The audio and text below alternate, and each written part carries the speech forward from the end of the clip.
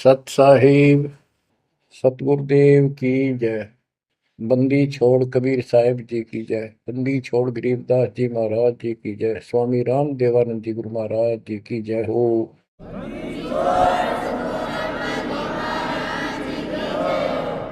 सर्व संतों की जय, सर्व भक्तों की जय, धर्मी पुरुषों की जय। श्री काशी धाम की जय, श्री सुडानी धाम की जय, श्री क्रोथा धाम की जय, श्री बरवाड़ा धाम की जय। सत साहिब ग्रीवन्योली नाद सुभान गति, लड़े भुजंग हमेश, जड़ी जानो नाम जगदीश है, विष नहीं व्यापै शेष। संत गरीबदास जी महाराज परमात्मा से प्राप्त अध्यात्म ज्ञान को कितने सुंदर तरीके से प्रमाण के साथ पेश करते हैं कि परमेश्वर कबीर जी का जो नाम है ये ऐसा जबरदस्त है। कबीर साहब ने बताया कि कबीर जैसे फनपति मंत्र सुन, रख पुन सुकोड़े, ऐसे बीरा मेरे नाम से, गाल चले मुंह मोड़े। ये तो कबीर साहब ने स्वयं बताया। जैसे फनपति सर्प और गारुड़ के मंत्र को सुनकर उससे इतना डर जाता है कि अपने फन को इकट्ठा करके भागने की चेष्टा करता है, ऐसे मेरे नाम से, कबीर नाम से, उस सच्चे मंत्र से यू काल चले मुंह मोड़, ऐसे काल दूर भाग जाता है। गरीबदास जी कहते हैं, यम किंकर कर जोड़ चले तिस देख रे, धर्मराय के अंक मिटावे लेख रे, जीव जुनी नहीं जा बाठा डे गही, दर्ग मंज हजूर पकड़ छे की बही। गरीबदास जी आंखों देखा परमात्मा की शक्ति का वर्णन करते हैं कबीर जी का,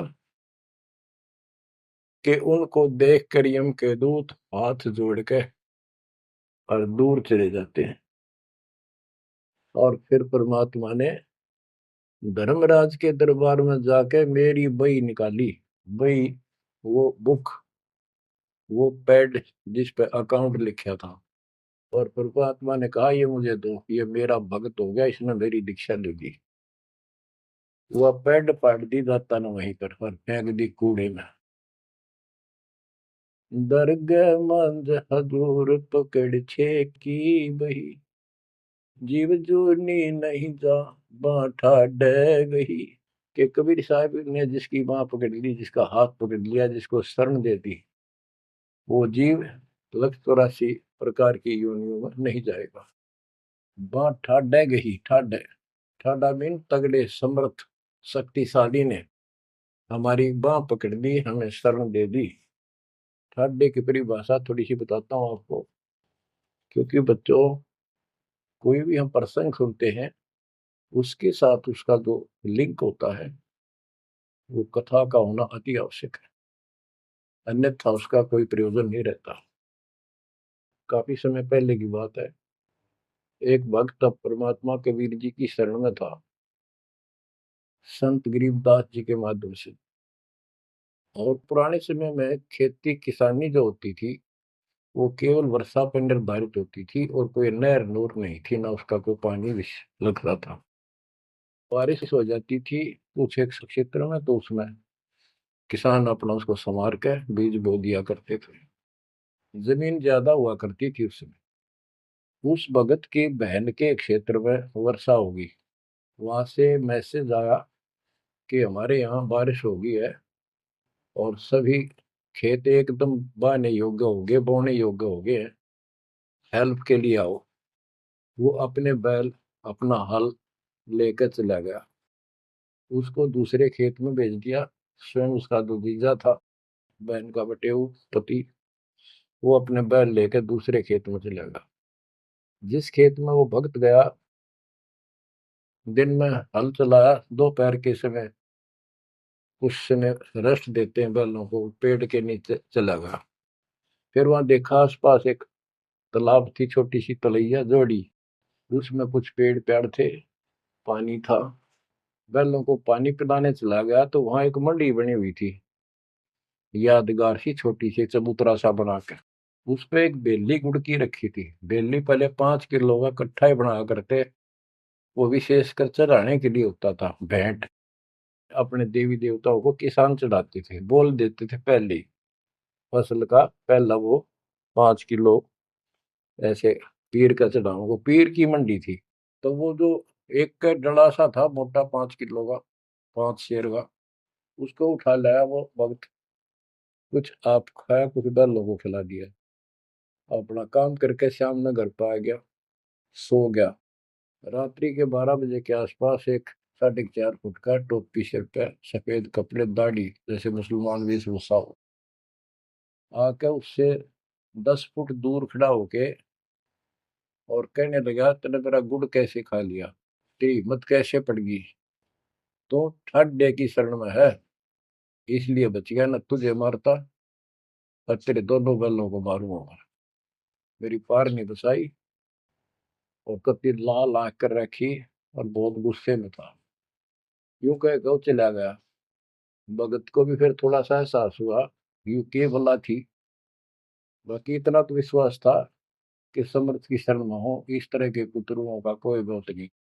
फिर भी मन में था, भी कहते ये बात हुई तो हुई क्यों, ऐसा के कारण हो गया। उसने अपनी बहन से पूछा कि बहन, ऐसे ऐसे उस मंडी पे गुड़ चढ़ा रखा था आपके खेत में, किसकी वहां रखी है वो आपके खेत के बराबर में, जोड़ी पे, तालाब पे। तो उसकी बहन बोली, के बात हुई भाई, क्योंकि एक बेली चढ़ा रखी थी, किसी ने गुड़ की तो रखी थी, मैं ठा लिया, उड़ा कुत्ते खाओ उसने, मन बहन आती खिला दी, कुछ आप खा ली। उसकी बहन बोली, रे के क्यों जुल्म कर दिया तेने, उसको उठा लिया तू वहां से। रोड लागी नो सुनते ही। भाई बोला, मेरी तो सुन ले सारी। वो एक इतने 4.5 फुट का, 4 फुट का आदमी होगा, और सफेद कपड़े पहन रखे, ऊपर टोपी, मुसलमान टाइप सा था, और मेरे से 10 फुट दूर खड़ा होगा, रात को आया। और इन्होंने बोला, तेरी हिम्मत कैसे पड़ गई, मेरा गुड़ उठा लिया, तने खा कैसे लिया। मैं बोला, नहीं वो आप पे बोलेगा। ने बोला, तू ठाड्डे की शरण में है, न तुझे मारूं और तेरे दोनों का लाल मारूं। लाल आके रखी थी, और नो कहकर चला गया वापस। वह भेड़ और फूट फूट कर रोने लगी। बोला, रे तो मेरा काला मुंह कराओ, के जवाब दो, माने न्यू सहरू से तने के वो एक गुड़ पाया खाने को, हमारे आप सारे गुड़ की कमी है यहाँ पर। बहुत बुरी तरह लगी रो, भाई बचा कुकर मेरा भाई। अपने पति ने भी लड़न लगी, तने क्यों भेजा ही उस साइड में, तो इन्होंने क्यों ना भेजा, तेने बताना चाहिए था इसको पहले। वो भाई बोला, तेरी अब भी अकल पर पर्दा पड़ रहा, उतरा शेर हाथ जोड़ के गया, अरे नो का तू ठाडेगी शरण में, जा तो बच गया, न मारी न दो मैंने तो रोए जाओ पाछे थे। अरे मैं जिंदा जी रोने लग रही तो, पागल कहेंगी, इतनी भी अकल पे पर्दा पड़ गया तुम्हारे, मैं किसकी सुनूं पता है। मैं ये रिक्वेस्ट करूं थारे ते, तुम भी आ जाओ, ना भूतड़ा दिन डर डर मर जाओ। तो बच्चों, यम किंकर कर जोड़ चले तिस देख रे। बच्चों, आत्मा फूट फूट गाती है, चारों युग में संत पुकारे, कूक क्या हम हेल रे, हीरे माणिक मोती बरसैया जग तूता ढेर रे। ये डरे तो बड़ी आदत पड़ गई है। यम किंकर कर जोड़ चले तिस देख रे, धर्म राय की बंद मिटावे लेख रे। जीव जूनी नहीं जावा ठाडे गही, ठाडे में दर्द मंद हजूर पकड़ छे की वही। सुन मंडल सतलोक अगमपुर धाम है, धन बंदी छोड़ कबीर तुम्हारा नाम है। बच्चों, इस परम पिता के प्रेम में ऐसे गजब के ज्ञान, ऐसे समर्थ की शरण, आत्मा भावुक हो जाती है, रोका नहीं जा सकता।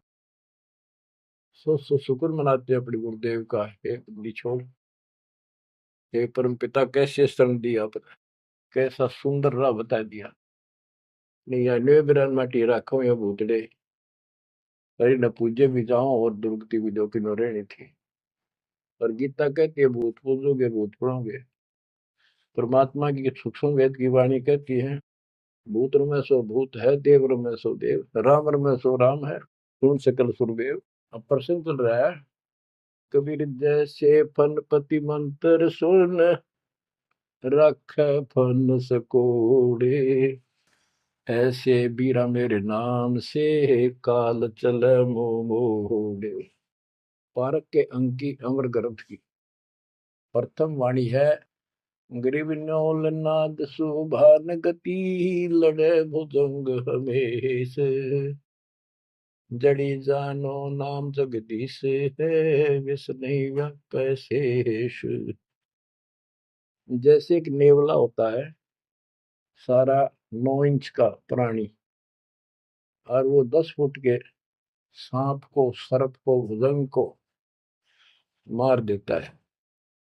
कैसे मार देता, उसके पास एक ट्रिक है, उसके पास एक जड़ी होती है, एक नागदमन जड़ी होती है जंगल में, उसको सूंघता है, उसमें स्मेल आती है। वो सर्प को उस समय छेड़ता है जो वो जड़ी के आसपास होता है, वो झाड़ बोझड़ों के अंदर होती है। वो सर्प को छेड़ता है, सर्प ऐसे फन उठा लेता है, और वो जाके एकदम वहां जड़ी श्वास में भर लेता स्मेल, और आके उस सर्प के सामने सो के थोड़ी सी दूरी से छोड़ देता है। जिस दर से हवा चल रही हो, सर्प की तरफ जा रही हो, उस साइड में हो जाता हो। सर्प को उससे चक्कर आने शुरू हो जाते, उस स्मेल से उसका जी घबराता है और वो भागने की चेष्टा करता है। नेवला फिर उसके गर्दन पे बैठ जाता है, मुंडी पे पीछे के, और वहां मुंह के ऊपर फिर वो स्मेल छोड़ता ही रहता है। उसको अचेत करके फिर पकड़ कर उसको मार डालता है, काट देता है। तो बच्चों, गरीबदास जी ने बताया कि कबीर परमेश्वर का यो सच्चा नाम सतनाम और सार नाम। सार नाम है, ये है मेन चीज। सतनाम भी बहुत शक्ति हो जाती है इन दोनों के मेल से। जैसे दो जड़ियों को मिला दिया जाए, उसका कुछ अलग से स्ट्रॉन्ग दवाई बन जाती है, मेडिसिन। और तीसरी मालिक मिला, मालिक का जो सार नाम है, वो तो कहना ही क्या है। तो हमारा जो मोक्ष जो होगा इन सभी मंत्रों के जाप से होगा। ये हमारी साधना है, पूजा हमारी सार नाम है। बच्चों, जैसे एक छोटा सा सर्प उस जड़ी की ताकत से, स्मेल की ताकत से जो श्वास में भर के लाता है, इतने तगड़े लंबे सर्प को कंडम कर देता है। ऐसे ही परमात्मा के इस नाम के सिमरन श्वास के द्वारा करने से, तो ये बताया कि ग्रीव न्योल नाद सुभान गति, लड़े भुजंग हमेश, और जड़ी जानो नाम जगदीश है। जगदीश सारी सृष्टि के मालिक का जो असली नाम है, वो जड़ी है, वो नागदम जड़ी है। अब जैसे सतनाम भी बहुत ताकत रखता है, ये हमारी साधना है। जैसे प्रथम मंत्र सतनाम, ये साधना है। सार नाम हमारी पूजा है। पूजा और साधना में अंतर होता है। कबीर साहब हमारा पूज्य है। साधना वो होती है, जैसे हमने जल की आवश्यकता है तो हैंडपंप लगाते हैं। हैंडपंप के लिए बोकी और पाइप, बोकी मारते रहते हैं, मिट्टी बार डालते रहते हैं। सतनाम की बोकी श्वास उश्वास से मारकर जब वो पानी के लेवल पर पहुंच जाती है, वो बोर, तब उसमें पाइप लोअर करके फिर उसके ऊपर एक मशीन बांधी जाती है, वो सार नाम है। और मशीन से फिर उसको चलाया जाता है। वो हमारा पूज्य इष्ट है, वो सार शब्द है। जो हमें चाहिए था ऐसे मिलेगा वो सुख, परमपिता परमात्मा के सच्चे दरबार का। तो गरीबदास जी कहते हैं वो मंत्र, वो जो सार नाम है, वो जड़ी जानो नाम जगदीश है, परमात्मा जगदीश कबीर साहब का सार नाम। वो नाग दमन जड़ी बूटी है, वो काल दमन। और विष्णु व्यापक शेष, छोटे से सांप की बात छोड़ो, शेष नाग जो सबसे बड़ा ताकतवर 1000 फुट का बंदर है, यानी काल 1000 भुजा का ताकतवर है, ये भी निकट नहीं आ सकता। बच्चों, किस्मत सराहा करो अपने, 100 गुण गाया करो। गरीबदास जी कहते हैं, गरीब साधों से ते मस्करी, ये चोरों नाल खुशाद, मल अखाड़ा जीतेंगे ये युगन युगन के माल। माल, रेसलर, पहलवान, इन नकली गुरुओं से तो खुश है सारा संसार, साधों से ती मस्करी, इन चोरा नाल खुशाद। हाय हाय, इन चोरों से, झूठे गुरुओं से खुश, और साधु संतों के मजाक करते हैं। ये तो मल अखाड़ा जीतेंगे युगन युगन के बाद। आप हो वो युगन युगन के माल। बच्चों, आपको बहुत बार प्रमाण दिए जाते हैं, देता ही रहूंगा आखिरी सांस तक, क्योंकि सिलेबस है, है।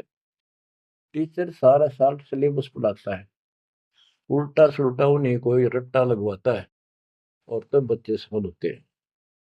परमात्मा योगों से आपके साथ है।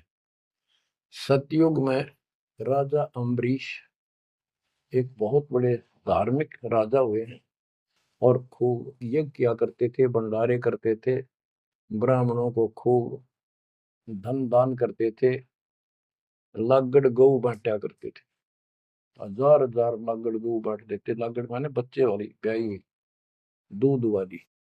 भोजन भंडारे करवाते थे, दक्षिणा देते थे। जैसा भी लोक वेद सुना था, गुरु जी ने बताया था, ऋषियों ने, वो सारा कुछ करते थे। परमात्मा वहां भी साथ रहते हैं, उनकी इज्जत रखते हैं भक्ति की, और बीच बीच में उनको समझाने की चेष्टा की, कोई ऋषि रूप बनाकर अम्बरीश जी को सच्चा मार्ग बताया, खूब ध्यान से सुना और नाम लिया। लेकिन वो ऋषि वहां सैकड़ों और मालिक एक। आखिर में राजा अम्बरीश भी हाथ खड़े कर गया, मालिक की साधना छड़ दी, और वो ऋषियों वाली वो शुरुआत कर। इतने अच्छे भगत विष्णु जी के बने हुए थे। बच्चों, अब हंसी भी आती है, दुख भी होता है। गरीब वेद पढ़े पर भेद न जाने, वाचे पुराने ठारा, और पत्थर की पूजा करे, भूल गए सृजनहारा।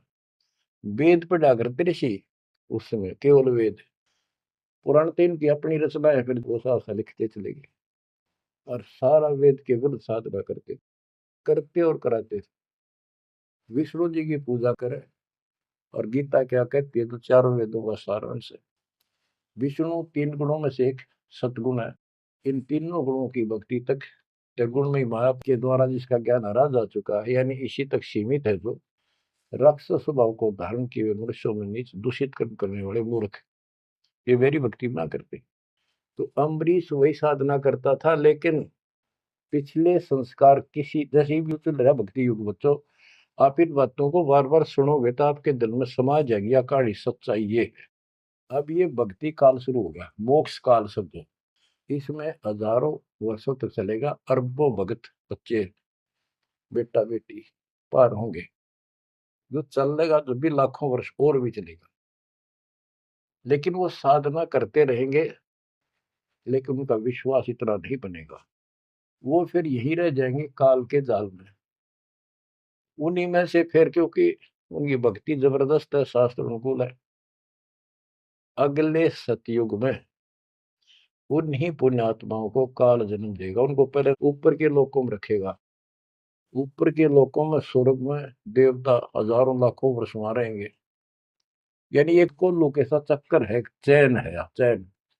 उस चैन पर जैसे डाल देते हैं, ब्रह्म लोक में गए, फिर चक्कर काटते काटते विष्णु लोक, शिव लोक, सारे अपने कर्म फोड़ के भोग के खत्म करके, फिर भी उनके पुण्य इतने बच जाते हैं कि सतयुग में जन्म देते हैं उनको। और सतयुग में भी अच्छे पुण्य कर्मी फिर राजा बनते हैं। और वह भक्ति, ये वाली भक्ति कसक और वो शेष बची ताकत फिर भी साथ रहती है। और इस कारण से भगवान भी उनके साथ रहना पड़ता है। जो बच्चा गऊ की नजर में, यूं साईं तू संत, भक्तों के पीछे फिर भक्त वत्सल भगवंत। कबीर जो जन मेरी शरण है, ताका हूं मैं दास, गेल गेल ला गया करूं जब लग धरती आकाश। तो अपने इस विधान अनुसार अम्बरीश से मिले। ठीक है, एक बार तो यह बात इतनी गजब की है, सारी ठीक ठीक लगती है, लेकिन माहौल खराब होता है। ये ज्ञान बताने वाला एक होता है, दूसरा समर्थक नहीं होता। उस दिन में वो भूल जाते हैं और इसी लोग बहका देते हैं, कहाँ सी बातें करते हो, वेदों में ऐसा कहीं नहीं है, वेदों में ऐसा नहीं है। अब दास तो कहना चाहता है, फिर अगले जन्म उस भक्ति से वो अम्बरीश राजा स्वर्ग गया, स्वर्ग में अपने पुण्य भोगे। फिर त्रेता युग में फिर राजा जनक के रूप में वह आत्मा ने जन्म लिया। वहां भी खूब भक्ति करी, विष्णु के कट्टर पुजारी। वही भावना वही भाव फिर भरा हुआ था, परमात्मा फिर भी मिले उनको। लेकिन राजा और सिद्धियां इतने ठाठ बाट और बकाने वाले वो गुरु निरे ऋषि हमारी ऐसी घिस काट रखी काल में, हम ऐसे मूर्ख बना रखे, थोड़ा सा भी सुख हो जाए, कोई प्रभुता कोई पद प्राप्त हो जाए, हम खुद भगवान बन जाते हैं। लेकिन पिछली धार्मिकता के अनुसार हम कुछ धार्मिक भी बने रहते, लेकिन रहते वही के वही। और अम्बरीश राजा इतने अच्छे भगत थे, पिछली सिद्धि शक्ति मान की वो भक्ति की सही थी। एक बार दुर्वासा ऋषि ने उनके ऊपर सुदर्शन चक्कर छोड़ दिया। दुर्वासा कहता था कि तू ये साधना छोड़ दे, मैं बताऊं वाह कर। अम्बरीश ने हाथ भर ली पर छोड़ी नहीं। अगली बार गया, उसने गुस्सा हो गया कि तू मानना नहीं मेरी बात, तेरा सिर काट दूंगा, इतना गुस्सा। सुदर्शन चक्कर छोड़ दिया। सुदर्शन चक्कर राजा अम्बरीश के पैर छू के और दुर्वासा ने मारने खातिर वापस चाल पड़ा। दुर्वासा भागता फिरा तीन लोक में, कितने उसने गुफा नहीं मिली जरा बच जा, कुछ संरक्षक नहीं पाया। परमात्मा कबीर जी ने विष्णु रूप बनाया, एक सवाल आ दी, एक मिनट में क्या कर दी कर दिया बोलो में। दुर्वासा ने देखा भगवान विष्णु बैठे, वहीं पहुंच गया और कंप पे डांक ठोक रखी, मन बचा लो भगवान, बचाओ मुझे, सुदर्शन चक्र मुझे मारेगा। परमात्मा बोले क्या गुस्ताखी कर दी, क्यों मार रहा है तेरे को। फिर वह सारी कहानी बता दी। भगवान बोले कि भक्ति के भाव से चलो, ये ताकत से नहीं चलता ये मार्ग। अपना ज्ञान दो, कोई मानने ठीक है, ना मानो मत ना मानो, मुझे बचाओ भगवान मुझे बचाओ। उसमें सुदर्शन चक्कर रुक गया, खड़ा हो गया दूर, भगवान की शक्ति से डर के देख के। तो दुर्वासा को विश्वास हो गया कि यहाँ बचाओ हो सकता है, माफ करो मुझे माफ करो। परमात्मा बोले अम्बरीश के पैर पकड़े, वो बताओगा तुम्हें, इससे मैं नहीं बचाऊंगा। हाथ जोड़े, हे भगवान आपके दरबार में मैं नहीं बचूंगा, कहाँ भेजो हो दाता, मैंने तो रास्ते में मारेगा। मिला जा, वही जान बचेगी तेरी। अम्बरीश के चरणों में गिरा वो, जिसने 56 करोड़ यादव मार दिए थे एक वचन पे। तो कहते हैं अपनी देसी कहावत हमारे यहाँ, शेर न सोआ शेर, जरूर टकराया कर, यही बकवाद करनी है ना। अम्बरीश के चरणों में मत्था टेका उसने, मेरी जान बख्शो महाराज, जान बख्शो बख्श दो। अम्बरीश राजा बोले महाराज मैंने कुछ नहीं कहा, तेरा कर्म तुझे मिला। और वो सुदर्शन चक्कर हाथ से पकड़ लिया राजा अम्बरीश ने और ऑफ कर दिया, शांत हो गया। बोला ले जा तेरी तोब। और भक्ति के भाव रहना चाहिए इंसान। बच्चों, अम्बरीश राजा की इतनी महिमा होगी, ऋषि भी हैरान थे जो उनके गुरु लोग थे। वो नहीं छोड़ कहते, मन तू सुख के सागर बस रे, और न ऐसा यस रे। तू सुख के सागर बस रे, ये झूठे यशों में कुछ नहीं धरा। वह सतयुग में महिमा होगी, फिर राजा जनक बन गए। राजा जनक वही भाग्य बाबा नानक बने। जब एक सुखदेव नाम के बाल ब्रह्मचारी माँ के गर्भ से भक्ति ले रहे थे और आकाश में उड़ जाने की सिद्धि थी। उस अर्धी की गांठ से पंसारी बढ़ जाते ये अपने बराबर किसी ने नहीं समझा था। राजा जनक के पैरों में पड़कर स्वर्ग तक जाने का विरोध करवाया।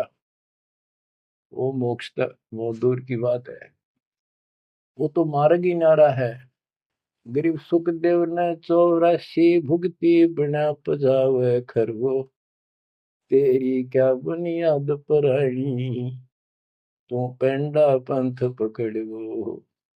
के सुखदेव जैसे ऋषि जिसकी टूटी बोला करती सारे देवता उसका सम्मान करते थे, बड़ा पहुंचा हुआ है, वो भी फिर 84 लाख योनियों में गया।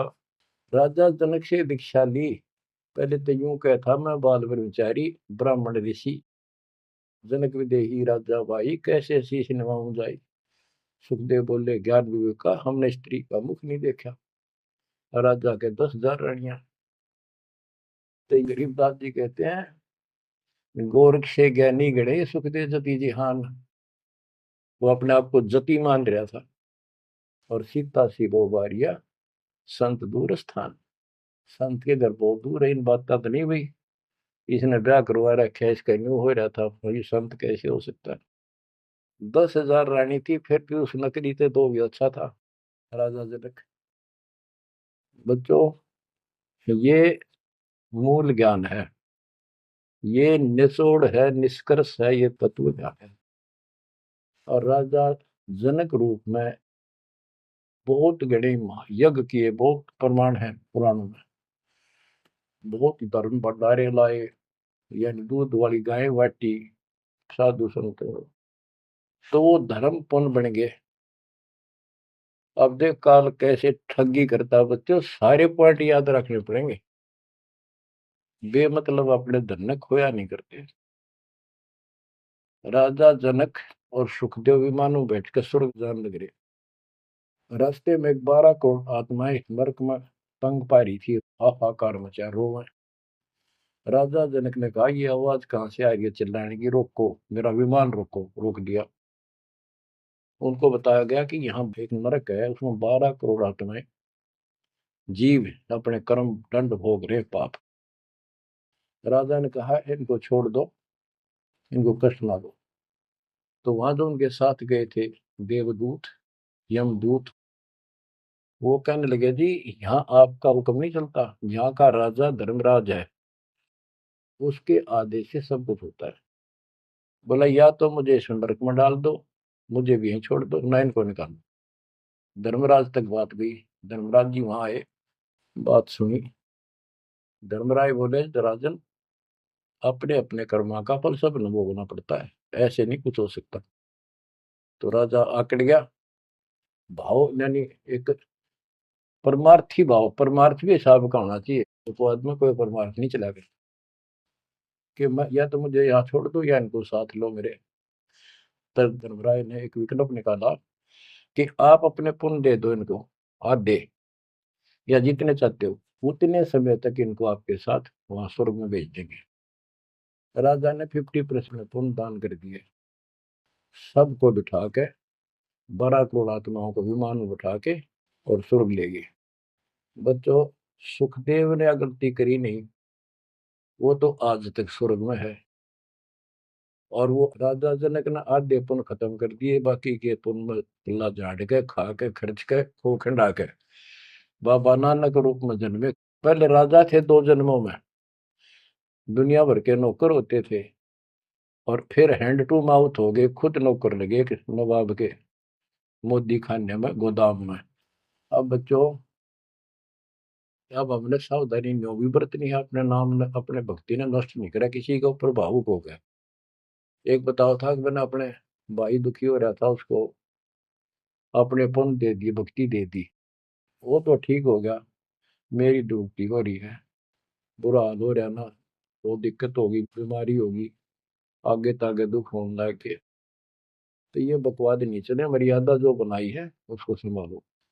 तो कहने का भाव ये है कि आपको इस पॉइंट पे लाना चाहता हूँ। अब राजा जनक राजा थे, राजा अम्बरीश राजा थे वो बाबा नानक बने, खुद नौकर लगे राजा के। अब यहाँ आकर हमारी बात टिकती है कि साधों से ती मस्करी चोरा नाल खुशाल, मल अखाड़ा जीतेंगे ये युग युग के बाद। यानी भक्ति की चाह, भगवान की चाह उनके में तब भी थी, पर एक्सरसाइज गलत थी। अब परमात्मा फिर मिले उनको आकर के। अब वो भौतिक धन में निर्धन थे, पर अध्यात्म धन के भरे पड़े थे। पिछले पुण्य गजब के थे भक्ति वाले। एक तो धर्म कर्म किए होते हैं वो, और एक होते भक्ति की शक्ति। वह न्यो की नो डटी थी उसकी, वो पुण्य खत्म कर दिए थे उसने। तो वो भक्ति उस कारण से परमात्मा फिर आकर मिले। अब वो हैंड टू माउथ था, सुन ली। राजा होता तो तब भी ना सुनता। तो बच्चों, आज आप से कितने निर्धन हो और कितने धनवान हो, आप उस मालिक के सच्चे बच्चे हो। पिछले जन्म जन्मांतर से आप भक्ति करते हुए आ रहे हो। अब परमात्मा ने अपना वो धन देखना है। कबीर सब जग निर्धना धनवंता नहीं कोई, धनवान वा को जानियो जहाँ पर राम नाम धन वही है। आपके पास वो राम नाम का धन भरा पड़ा है। और जैसे सुकुच मीन मिलता नहीं भाई, स्वाति सीप सब ऐड ही जाई। सुकुच मीन सतगुरु हो आया, जिन परमात्मा का भेद बता। जैसे सीप और मोती का उदाहरण दिया जाता है कि स्वाति भी मिल गई सीप को, ऊपर की बूंद, मोती भी बन गया। लेकिन एक सुकुच मीन जब उसमें टक्कर ना मारे, उसने खुल नहीं, तो वह मोती माए गड़ गया और वह सीप भी मर गया। तो बच्चों, ये भक्ति धन थारा इब कभी नहीं गड़ मर जाता, सतगुरु ना मिलता था। तो अब आपका वो मोती सुरक्षित है। अब कहते सुकुच मीन सतगुरु हो आया, जिन परमात्मा का भेद बता। तो बच्चों, फिर बाबा नानक को मालिक ऊपर लेकर गए और उनको वो सच्चा राह बताया। उसके बाद उनकी जिंदगी बदल गई। यानी पहले वकील हो रहे थे काल के, सुने नहीं थे। अब जो बाबा नानक जी हिंदू धर्म में जन्मे थे, खत्री गोत्र था, और भगवान विष्णु कृष्ण राम कुर्बान थे इनके ऊपर। गीता का पाठ ब्रजलाल पांडे से पढ़ा करते थे और गीता पढ़ते थे। दाता मिले तो खूब तर्क वितर्क किए। आखिर में बोले अखा वेखो तो मानो। तो परमात्मा ने आई विटनेस भी बनाने थे। बेई नदी सुल्तानपुर के साथ से बह रही है। सुल्तानपुर में बाबा नानक की बड़ी बहन ब्याह रखी थी। वह अपनी बहन के वहां रहते थे, नौकरी करते थे नवाब के। सुबह सुबह स्नान करने जाया करते थे उस नदी पे। वहां परमात्मा ने 2-3 मीटिंग करी। तीसरी बार जब आए, ने बोले आंखें देखो जो मानो। बात सारी समझ में आ गई। गीता बार बार देख ली, पढ़ ली, सच्चाई भगवान कोई और है। और चाह भी थे, पर पुराना ज्ञान और कोई नो समर्थक नहीं गया, बात सच्ची है। तो वो कहने लगे आंखा देखो तो मानो। कबीर साहब और बाबा नानक जी परमात्मा समकालीन थे। बाबा नानक जी का जन्म सन 1469 में हुआ, 1469 में। और 1539 में वो शरीर छोड़ के गए। और परमात्मा जी 1518 में गए। तो 1469 से 1518 तक समकालीन थे। तब आंखों देखा सतलोक 3 दिन तक नानक साहब जी का शरीर कहीं और छुपा के उनकी आत्मा को लेके गए, फिर छोड़ा तीसरे दिन। उसके बाद तो दुनिया बदल गई उनकी। वो सब पूजाएं त्याग माल की शरण में आ गए। घर में विरोध, सारे समाज में विरोध है। उसके पिता भी बहुत दुखी हो गए, तो के पैदा हो गया हमारे, देवी देवताओं को ऐसा गलत बोलता है। तो बहुत परेशान हुए। लेकिन जब आंखों देख ली, कौन सुने किसकी। सूरवीर होते हैं संत, संत सिपाही और शेर पीछे नहीं हटते। तो बच्चों, सारा ज्ञान सत्संग से होता है। परमात्मा का और उस प्यारी आत्मा का, आत्मा और परमात्मा नानक साहब का सत्संग हुआ। सत्संग से बात स्पष्ट हुई। अब पारक के अंक की वाणी सुनाता हूँ कुछ। साधों से ती मस्करी ये चोरा नाल खुशाल, मल अखाड़ा जीतेंगे ये युगन युगन के माल। अब वो बाबा नानक युगन युगन के माल थे और वह जीते, डट के खड़े हो गए। फिर जब ज्ञान समझ में आ गया, सारा संसार मीराबाई थी युगन युगन की माल, सत्संग में जाना ना छूटे माँ, फिर जल के मरो संसार। तो बच्चों इस स्थिति में तुम नहाना पड़ेगा एक दिन, जब जाता राजी होगा। और ये ज्ञान खुद देता है भगवान, और वो आत्मा जो इसको सुनकर कुर्बान हो जाती है, वो महान आत्मा होती है। गरीब अंश गवन करते नहीं, मान सरोवर छाड़, कौवे उड़ उड़ जात हैं खाते मसाहाड़। हंस और कौवे और बुगले सब पक्षी कहलाते हैं। हंस उस मानसरोवर को नहीं छोड़ता जहां उसका आहार मोती होते हैं, और कौवे वहां टेके नहीं, क्योंकि उन्हें तो जगह जगह जाकर मांस खाना, हाड खाड़े हाडों का मांस चाटना, किसी पशु के जख्म में चोंच मारना, ये कौवे जैसी व्यक्ति के लोगों का स्वभाव होता है कि दुखी उनका अपना उल्लू सीधा हो, स्वार्थ सिद्ध हो, ताकि अगला कितना दुखी हो। ये कौवे जैसे जीव होते हैं। अब यहाँ बताते हैं, कबीर साहब कहते हैं, गरीब अंश गवन करते नहीं, मान सरोवर छाड़, कौवे उड़ उड़ जाते हैं खाते मांसाहाड़। गरीब मान सरोवर मुक्ति फल, मुक्ता हल के ढेरे, कौवा आसन न बंद जब भूमि दीन सुमेरी। गरीब कौवा रूपी बेक है, ना प्रतीत यकीन, 68 का फल मेटे करे भये दीन बेदीन। गरीब हंस दशा तो साध है, सरोवर है सत्संग, मुक्ता हलवाणी चुगे फिर चढ़त नवेला रंग। अब स्पष्ट कर दिया कि ये सत्संग जो है ये मानसरोवर है, और भगत साध ये हमारे हंस हैं। अब कौवे बुगले तो मेंढक मछली अड़ंगा कुवाड़ बकवाद करते हैं, और हंस केवल मोती खाता है। इसी प्रकार निर्विकार जो भगत आत्मा बन गए, बेटा या बेटी, वो हंस जैसे हैं, वो केवल मालिक की वाणी, परमात्मा की भक्ति और धर्म कर्म रूपी मोती खाते हैं। और फिर ये मोती खा के, यानी सत्संग वचन सुन के, फिर चढ़त नवेला रंग, एक अजब गजब रंग रंग जाता है उसकी आत्मा में।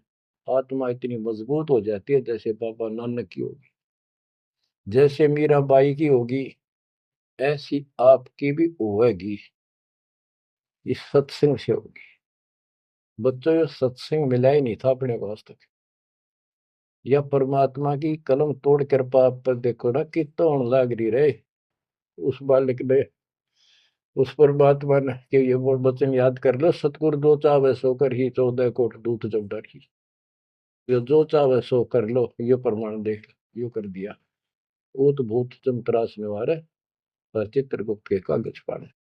पुण्यात्माओं, धन्य आपके माता पिता जिनसे जन्म, और धन्य आपकी किस्मत, धन्य आपकी पिछली करनी, और धन्य आपके इस समय को कि आपका जन्म किस समय में हुआ है। इस माल्य के प्रयत्न को, दास के इस प्रयत्न को हल्के में ना लेना। पुण्यात्माओं, उस दाता की अमर कथा आपके हृदय में भर रहा हूं, ये अमृत हार आपको करा रहा हूं। बच्चों, कुर्बान हो जाओ। समय पहचान दो, टाइम बार बार नहीं आता होगा आपका।